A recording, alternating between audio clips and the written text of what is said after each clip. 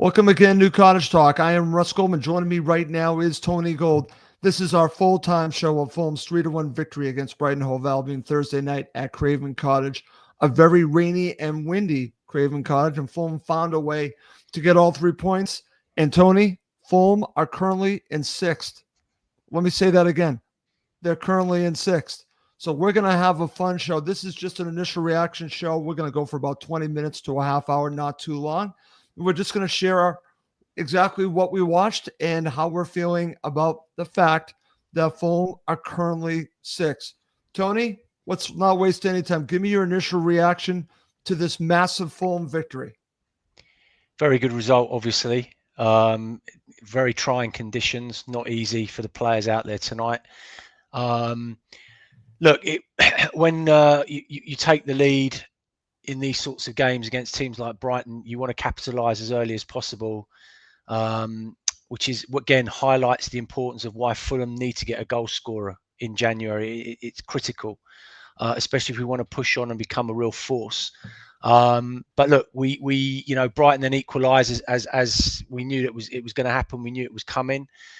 But then after a sort of a difficult sort of 10-minute period in the second half where we couldn't put anything together, the quality of our best player so far of this season by a country mile steps up and delivers, and he's been absolutely outstanding. And so that was a very good result tonight. Could have gone a very different way, but you've got to enjoy it whilst you get it, and we got it tonight. We seem to be a little bit of a hoodoo team for Brighton at the moment in that regard. So it doesn't matter what they do, but look, it's important. It was an important result. We said it before the game how important it was, and great 3 points tonight.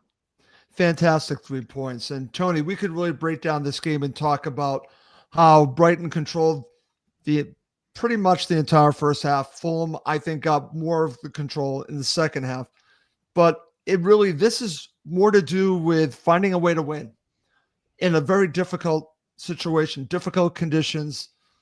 They come back, they get the equalizer. You and I talked at halftime. You said it was just inevitable that it was going to happen. Obviously, you turned out to be right. But the thing is, they actually had a reaction to it. Marco made some changes. We'll talk about it briefly, some of the changes that he made during this quick show. But I'm just telling you, in the end, it doesn't matter about if Fulham were second best in the first half. What really matters, Tony, is that Fulham are currently 6th, and they deserve to be there. They absolutely deserve to be there. No ways about it. This is where they should be. The table doesn't lie. I've heard that term many times, Tony. They're 6th, and I think we should deserve it.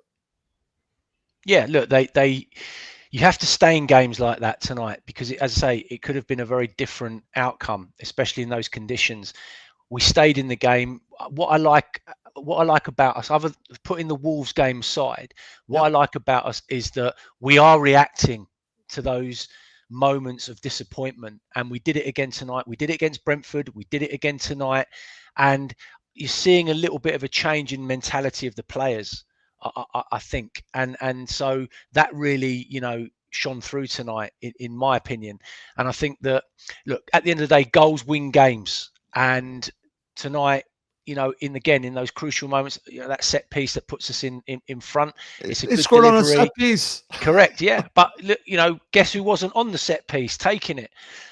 So it's like that was important. And then obviously Iwobi's quality, the way he's playing at the moment, he's got to be up there. I said it in a tweet earlier that at the moment, he's probably the best player in the Premier League, arguably one up there, because he's just delivering every single week. He's delivering. He certainly did in this match. And I'll ask the question to anyone watching live, who was your man of the match? I think it's pretty easy. It's Alex Iwobi, because he's been Fulham's best player this entire season. He showed itself quality shows in big matches like this, Tony, and he came to play and he really showed his quality. So let's not forget Leno as well, though, Russ. Because yes. Leno, great save was in the first massive half. For us tonight. Absolutely massive. He made a very, very crucial save, and unfortunately, the only downside tonight was Nelson pulling his hamstring. That was the only downside tonight. But look, we've got cover, we've got quality in those areas, so hopefully he won't be out for too long. Let's hope not. And I'm going to mention that as we go through this full-time show, because that is the disappointing news is that looks like Reece Nelson might be out a bit with a pulled hamstring. That didn't look good. But Tony, let's focus on some of the key moments. We obviously have to talk about the goal. And I said this to you. I could just tell watching the match that the conditions were going to cause problems. And they did in this match. They did early on. But I don't know. That to me was a bad pass, regardless of the conditions. And Iwobi takes advantage of it. And should we be saying, no, that doesn't count because it was a mistake? Of course it counts. But it gave Fulham a platform to start the match. Thoughts on the goal, first goal from Alex Iwobi? Yeah, look, it was a great press from Fulham. Really good press. I don't understand managers with this nonsense that they keep doing. I understand that the teams have philosophies and these coaches want teams to play out the back and play a certain way. But in conditions like that, honestly, just get your goalkeeper to put the ball down and just get it up the field. Why are you putting yourself in that position and under pressure? If that was Fulham conceding that goal, you're pulling your hair out. Oh, You go absolutely pulling your hair out. And they constantly do this. And I don't know why it's been suddenly brought into the game and they're changing, it's causing teams massive problems. Look at Southampton. They're doing it every week and it's just costing them goals. So it's you've got to have the players to do it. I'm a big believer in doing it, but then you've got to have the players to do it. But yeah, listen, it was a great press from Fulham. Brighton couldn't cope with it. We capitalised and put us on the front foot. Fantastic. And let's look at the flip side. I'm glad that you talked about the approaches because I've seen many times Marco Silva wanted to play the ball out from the back. Well, he went long early and often. And I said to you at halftime, I think this is one of the reasons why we saw Rodrigo Muniz is that with the conditions, the way that they were, he needed someone that was going to win the ball in the air. And I want to give Marco and also Muniz credit, Tony, because they did the exact opposite of what Brighton did. Listen, Muniz was immense tonight. His work ethic, the way he challenged for every ball, his hold up play was good.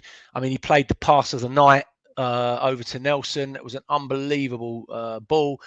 The only thing, unfortunately, he's lacking. He had two great chances to score tonight, and he missed both of them.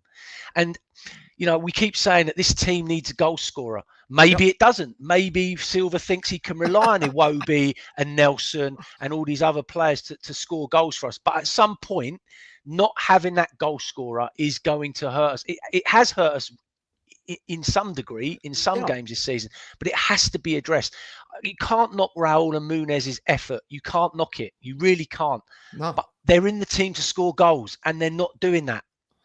No, it's a good point, Tony. And as we look at the first half and analyze what we watched, you have the goal from Iwobi, and right after that, very quickly after the goal, Iwobi has a chance to score, and the announcers I listened to thought that he should have scored to make it 2-0. That would have been fantastic, and again, a great opportunity from Iwobi. But this goes back to not taking your chances and why we saw probably what we saw the situation with Brighton Hove Albion getting the equalizer. Because if they are up 2-0, Tony, I think it would have been extremely difficult, regardless of how well Brighton Hove Albion played. And then you obviously talked about the opportunities that Muniz had in the first half and did not score. If they score on one of those opportunities when Fulham are really up against the majority of that first half, if they sucker punch Brighton Hove Albion, I think the second half is looking much different. I think that's where your frustration is, correct? Yeah, it's about when you're on top in games, it's about taking advantage of that and making it as hard as possible for the opposition. We do it to such a good degree at times, but we don't have anything to show for it. Look at Tottenham on Sunday. Even the second half for us, when we came out second half, in the first 30 seconds, Harry Wilson has an unbelievable chance. Unbelievable. And he snatches at it. And again,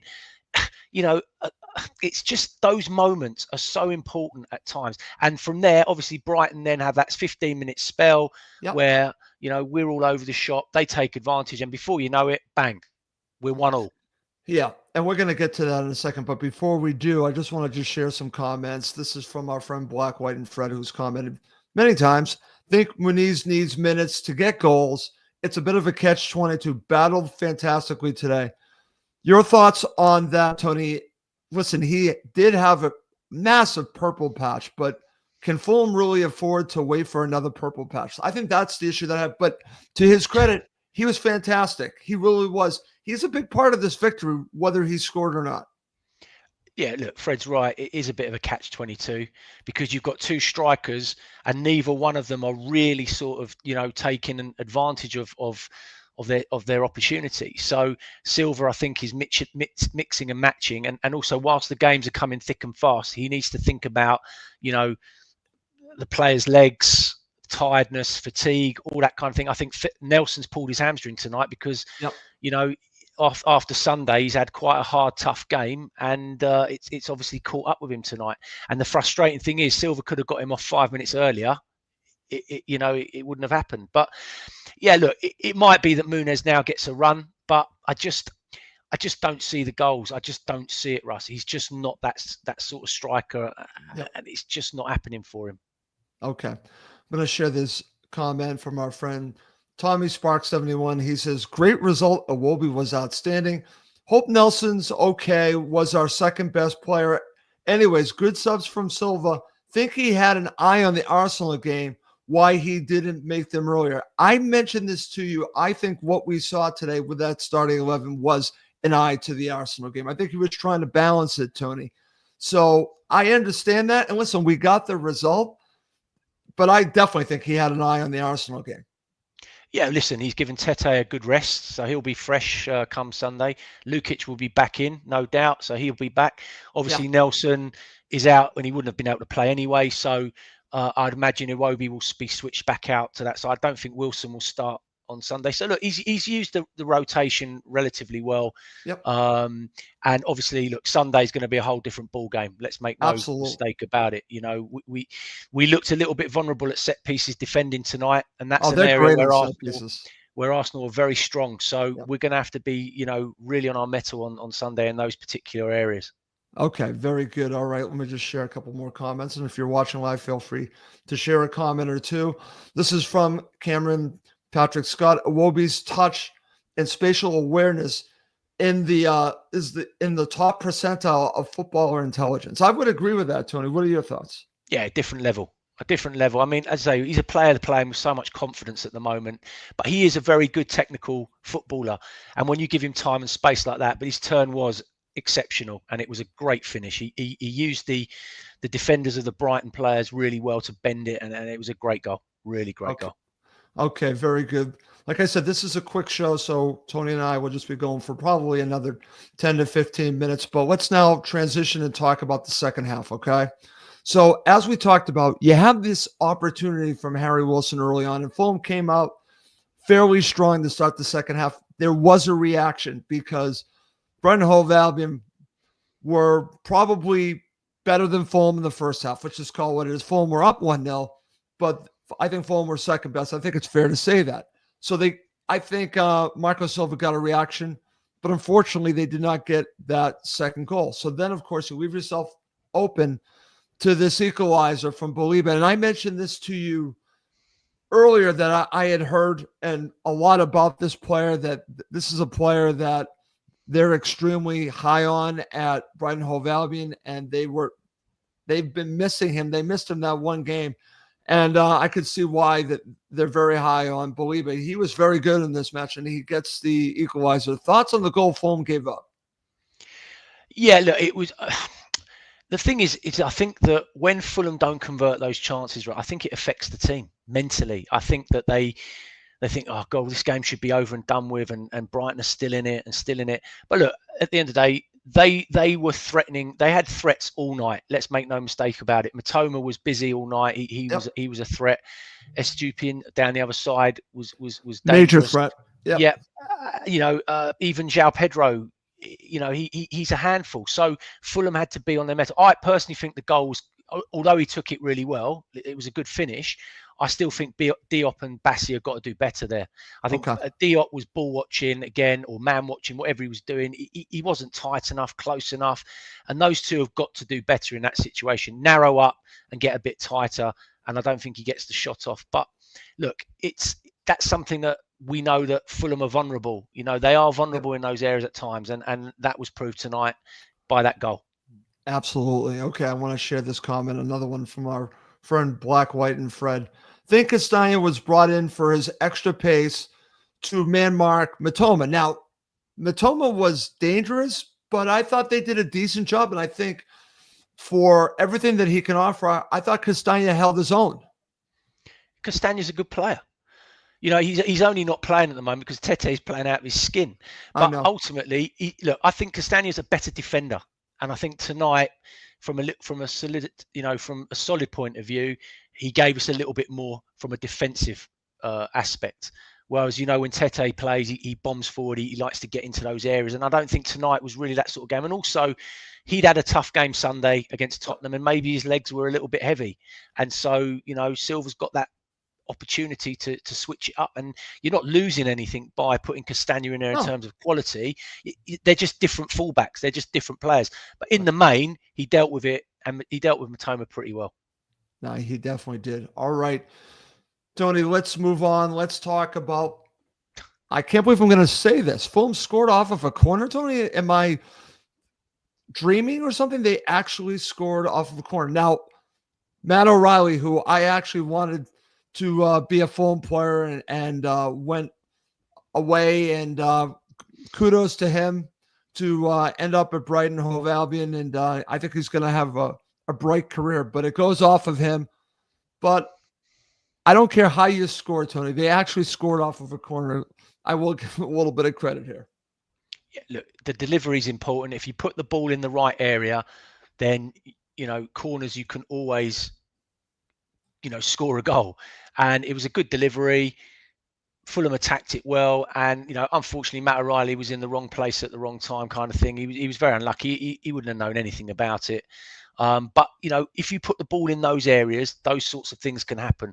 We don't do it enough. And, you know, it's something that we have to work on. It's something that could really benefit us on Sunday against Arsenal, because those situations will be few and far between, and we've got to make the most of dead balls and set pieces. Yeah. So, yeah, look, it came at the right time. And, you know, with 11 minutes to go, that's the time when you want to be taking the lead. So, yeah, good goal. Okay, very good. All right. Carl, I am going to share this. It was a goal, and I did go past your comments, so I'm going to share it now. So that's on me. Carl shares, we'd be comfortably top 6 and fighting for top 4 if not for the silly last-minute goals conceded with West Ham and Everton. Also, need to improve scoring from set pieces. We just talked about that. Thoughts on that?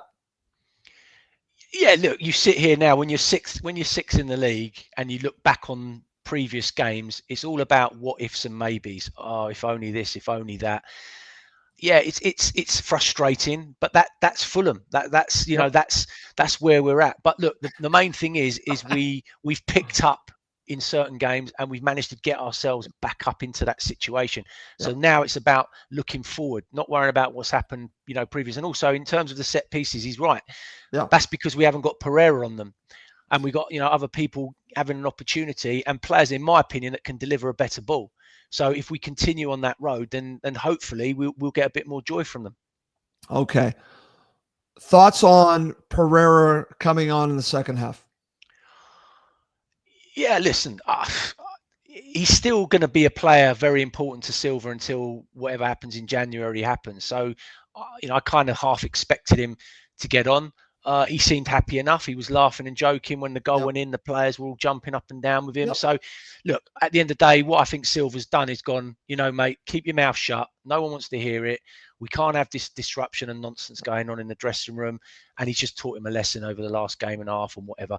He'll be back in probably Sunday, or certainly in and around it at some point. Okay, very good. All right. Coming up next, we're going to talk about Alex Iwobi's second goal that put the match away, the injury to Reece Nelson, We're going to talk about Josh King making his debut in the Premier League, and we'll end with man of the match. If you're watching live, feel free to share your thoughts on who was man of the match. I think it's pretty obvious. Okay, Tony. We will be talking about man of the match. I can already tell you this is my man of the match. It's Alex Iwobi. He scores his second. And I've said this, and I've talked to you about this. Alex Iwobi, he's got everything, but he just needs to be scoring more goals, be more lethal with his shot. I think he's starting to prove me a little bit wrong here because this was a great goal from Iwobi. Thoughts on his second goal, which really put the match away?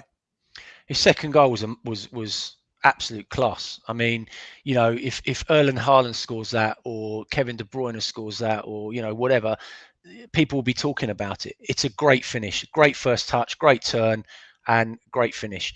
He's playing at the top of his game.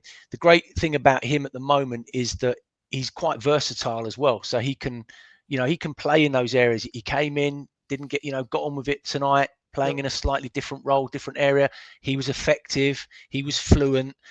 And I think for me, we have to keep him fit and healthy for as long as possible. And Sunday, it's huge for us. Oh. He needs to be huge for us on Sunday. And there's no reason why he can't be, I totally agree. And that's going to go along with a comment from our friend Black, White, and Fred, because the Arsenal boys playing against Arsenal got me to think about this. Did ESR offer enough today? What are your thoughts? No, is the answer. I don't think he did. Again, cold, wet, windy night, not really his conditions. I don't. It's not that he didn't fancy it. I just think that, Smith Rowe needs time, and he needs to get on the ball in areas where he can affect the game. And tonight, I just don't. He wasn't terrible, Russ. But when you're looking at a £30 million player, where he's your club's most expensive player, you expect a little bit more. And what I expect from him is what Iwobi's doing. Right. That's what I expect from Smith Rowe. Totally agree. We expect Iwobi's performance from Emile Smith Rowe. Very good point by you. Okay. So we talked about this at the beginning. You mentioned this. This is a situation that we're going to have to follow because it looked like he pulled his hamstring. The injury to Reece Nelson, this didn't look good, Tony. I don't know how long he's going to be out for. He wasn't going to play against Arsenal, so that's fine. But this is something we're going to have to watch. Fulham do have other players that can slot in. It's okay. But he would be a miss because I thought he was fairly good in this match. Your thoughts about the injury to Nelson? Yeah, it's. I mean, look, it depends how badly he's tweaked it. If he's pulled it, then you're looking at minimum 3 to 4 weeks.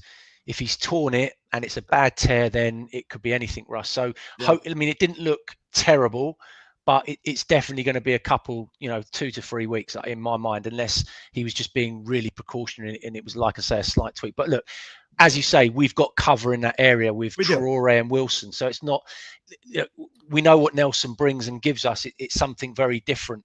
He's been great. He's been bright. He's been lively. He's been very forward thinking, very positive. So it's a loss in whatever way you look at it. It's a loss, but hopefully not for too long. Hopefully not. I agree with you on that. Or then Fulham need to consider making a move in January for a winger. But again, we're jumping ahead. We don't know the extent of the injury. All right, let's talk about Josh King getting his Premier League debut. This, to me, is fantastic. You and I were talking about this. Would he be thrown into the mix? And the things I heard on the broadcast that Marco apparently has been saying about Josh King, and I didn't even realize he was the captain of the under-18s for England, which is crazy. I didn't even know that. So Josh King has such a bright future at 17. I'm glad that he got his chance to play. Tony, your thoughts? Yeah, absolutely delighted for the young man. It's lovely to see him come on. I hope that Silva, gives him more opportunity, more playing time. I thought when he came on, he was excellent. Energy. Obviously, he was buzzing to get his start, so that obviously helps. His adrenaline's running, his confidence boosting. So, yeah, and when he came on, he linked things up well. He ran in behind. He passed the ball well. he's a good young player, and we should be encouraging him to get involved as much as we possibly can, because it's only going to be good for him, and it's only going to be good for the future of this football club. Okay, very good. All right, Tony, let's end this full-time show with man of the match. Obviously, I'm going with Alex Iwobi. Is there anyone else that you would mention along with Iwobi, or do you think there's someone else that deserves man of the match? The only other person I think that would be up there would be Leno, Okay. simply because when we needed him to be big in moments, he produced, as he always does, pretty much. But yeah, in terms of outfield, Iwobi, with his 2 goals and the way that he played tonight, he was comfortably the best player on the pitch from from a Fulham perspective, anyway. Okay, this is from Demon Rowe. He gives it to Iwobi, closely followed by Berger. What did you make of Berger's performance? Yeah, he was solid tonight. He was solid. Not as effective as maybe on Sunday, but I think maybe not having Lukic there with him might have had something to do with that. But look, he was solid. He didn't do anything wrong tonight. He won his battles, broke things up when he needed to. I'm not sure where I need to look back on the goal, but I'm not sure where he was when that ball came over. Maybe he could have been in a better position for that. Right. But ultimately, look, he was good tonight. But yeah, Iwobi, head and shoulders. Absolutely. Let's me share. I'm going to share a couple more gigs. Owens is man of the match, the whole squad. I certainly understand that. Let's see. Eric Witten. Sorry about that. Eric says Berger, man of the match. Held us together when Brighton were in ascendancy. That's actually a good point. Cameron Patrick Scott mentions Castagna was good. Follow that up by Anderson back. I don't know if Anderson's going to be back for Arsenal. I don't know the timeline. And again, that's not something that Marco was really clear about. And I don't expect him to be clear on when he is going to be back. But we shall see. And what was interesting, and I was wondering if you picked this up, Tony, because the announcers that I heard mentioned that Calvin Bassey, if he got another yellow, could have been suspended. Thankfully, that didn't happen, because that would have been not the greatest situation, even though I want to see Cuenca. I don't want to see Cuenca and Diop against Arsenal. I want to see Bassey and Diop. Or if we find out the situation with Anderson, obviously Anderson back. Anyways, great stuff, Tony. Thank you so much for doing this on such short notice. Pleasure. Thank you for having me. Okay. Well, thank you, everyone who joined us live. We'll have much more coming up soon. If you're interested, please do check out the Cottage Talk Patreon page. I'm actually going to be doing an interview with someone that covers Arsenal, and I'll be sharing that along with much more. And we will have a post-match show of the Arsenal match. So I've got a lot more content coming. The post-match shows are always free. Okay, well, that's going to do it for this episode. My name's Russ Goldman. He's Tony Gold. Thank you as always for watching and listening to Cottage Talk, part of the TalkSport Fan Network.